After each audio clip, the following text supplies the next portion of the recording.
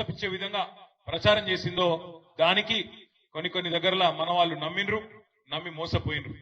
ఇవాళ సరిగ్గా సంవత్సరం తర్వాత పరిస్థితి ఏంది అని వెనకకి తిరిగి చూసుకుంటే నేను కూడా తిరుగుతా ఉన్నా, మీరు చూస్తా ఉన్నారు. నిన్న సరిగ్గా ఈ సమయానికి నేను మహబూబాబాద్ లో ఉన్నా, మొన్న ఇంకెక్కడో ఉన్నా, తిరుగుతా ఉన్నా రాష్ట్రం అంతటా కూడా.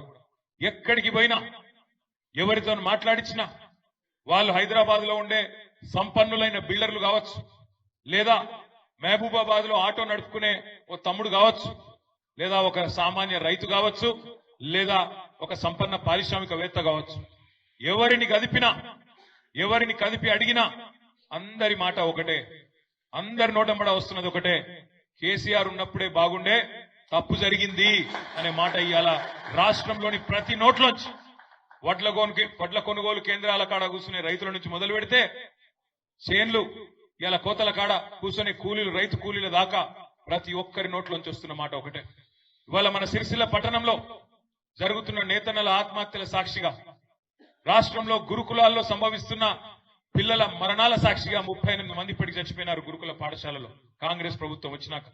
అదే మాదిరిగా రాష్ట్రంలో తిరిగి ప్రారంభమైన రైతన్నల ఆత్మహత్యల సాక్షిగా ఇవాళ ఒక్క వర్గం కూడా రాష్ట్రంలో సంతోషంగా లేదు. 6 గ్యారంటీలు అన్నారు, 100 రోజుల్లో అమలు చేస్తామన్నారు. కానీ ఈ రోజు వరకు సంవత్సరం తర్వాత వెనకకి తిరిగి చూసుకుంటే అర గ్యారంటీ మాత్రమే అమలైంది. 6 గ్యారంటీలు కాదు, అర గ్యారంటీ, సగం గ్యారంటీ మాత్రమే.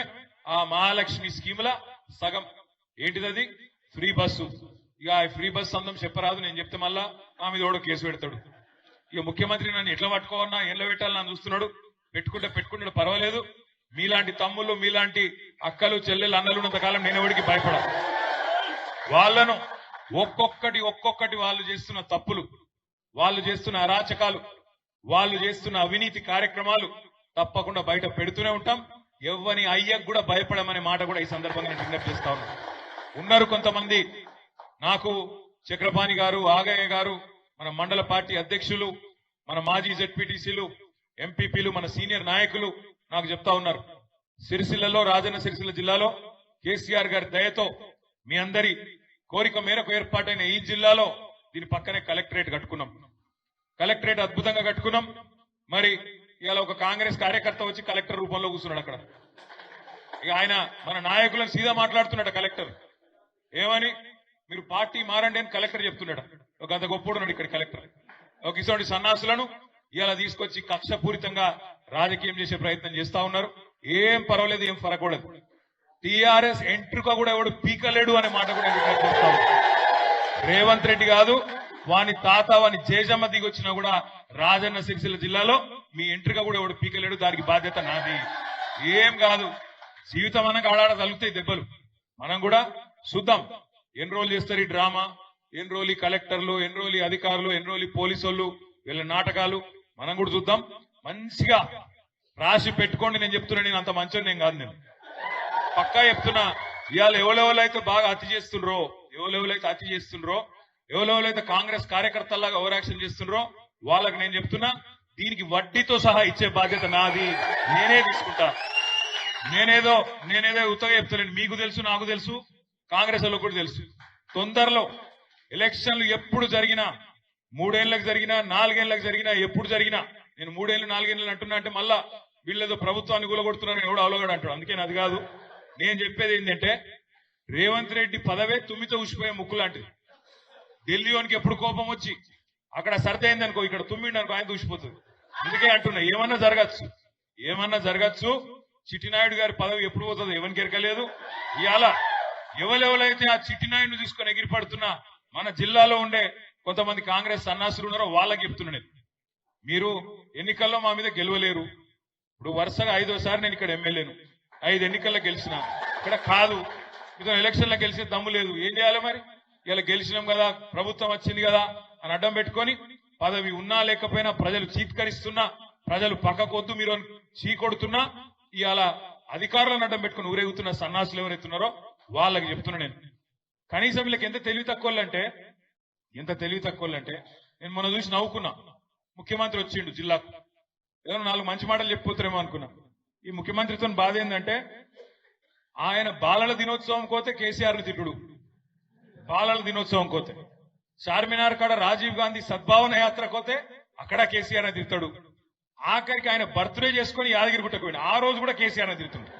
ఇక సిరిసిల్లకు వచ్చినాక ఎట్లాగో తిడతాడు, నీకు తెలుసు నాకు తెలుసు. ఇక ఒకటే తిట్లు. ఏమున్నది ఈ పరిపాలన సంవత్సరం చూస్తే ఏం జరుగుతున్నది? కేసీఆర్ దేవుని మీద ఒట్లు, కేసీఆర్ ను తిట్లు, హామీలకు మాత్రం తూట్లు. ఏమున్నది అంతకంటే పీకింది? నువ్వు మీరు ఆలోచన చేయండి. దేవుళ్ళ మీద ఒట్లు, కేసీఆర్ కు తిట్లు, హామీలకు తూట్లు. 6 గ్యారంటీలు 6 గ్యారంటీలు 6 గ్యారంటీలు అన్నారు. 6 గ్యారంటీ మాత్రమే అమలైంది. ఇంకొక్కటని అమలైందా? రుణమాఫీ అన్నం అయిందా? కాలేదు. ఊళ్ళలో కొద్ది ఇబ్బలు కొట్టట్టున్నారు కాంగ్రెస్ వాళ్ళను. మనం మీరు చూసిండ్రు కొడంగల్లా ఏమైంది? కొడంగల్లా సొంత నియోజకవర్గం ముఖ్యమంత్రి. ఇప్పుడు సొంత నియోజకవర్గంలో లొల్లైంది. మా దగ్గర కూడా అయింది, ఇక్కడ నేరేళ్ళలో అయింది. నేను పోలేదు హాస్పిటల్ కు, వేములవాడకు పోయినా. వేములవాడ పోయి మొత్తం ఆ నేరేళ్ల బాధితులు అక్కడుంటే కలిసిన, వాళ్ళకు న్యాయం చేస్తాను మాట ఇచ్చినా, ఎంతో కొంత న్యాయం చేసే ప్రయత్నం చేసిన. సరే మీరు దాన్ని రాజకీయం చేయవేనరు, ఎందెందో చేస్తాం అనుకున్నారు. ఆఖరికి మళ్ళీ అదే నేరేళ్లలో నాకు ఆ గ్రామంలో కూడా బ్రహ్మాండమైన మెజారిటీ ఇచ్చి మా నాయకులందరూ తంగలపల్లిలో ఆ గ్రామంలో ఉండే దళితులు, బీసీలు, ఆ గ్రామంలో ఉండే ప్రతి వర్గం మళ్ళా కేసీఆర్ గారి నాయకత్వానికే, మీరు ఎంత రాజకీయం చేయవైనా మళ్ళా కేసీఆర్ గారికే ఓట్లు కూడా వేసింది.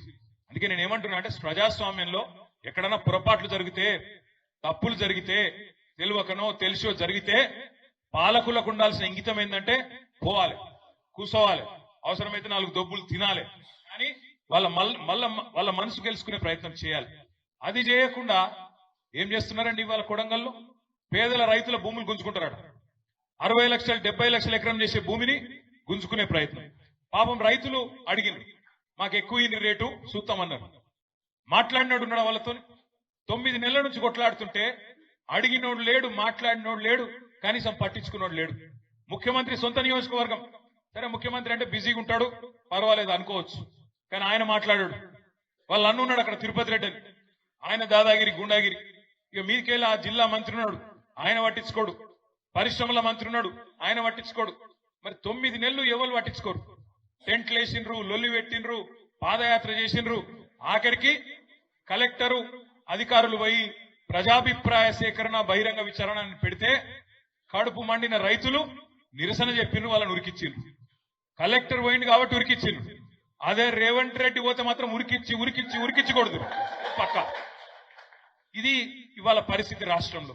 ఏం చేసినావు సంవత్సర కాలంలో అని చూస్తే ఏం చేసిండు రేవంత్ రెడ్డి గారు? ఒకటే ఒకటి చేసిన పని, అదాని కోసం చేసిండు పని, అల్లుని కోసం చేస్తున్నాడు, తమ్ముళ్ళ కోసం అన్నల కోసం చేస్తున్నాడు, బావమరిదికి అమృతాన్ని పంచి పెడుతున్నాడు. ఇక పోయిండు, ఢిల్లీకి పోయిండు. 28 సార్లు ఎక్కే విమానం, దిగే విమానం. ఫ్లైట్ ఖర్చులు బొక్క తప్ప వచ్చింది ఏమీ లేదు. 28 సార్లు పోతే 28 రూపాయలు కూడా రాలే. ఇది వాస్తవం. ఒక రేవంత్ రెడ్డే కాదు, 8 మంది బీజేపీ ఎంపీలు గెలిచారు.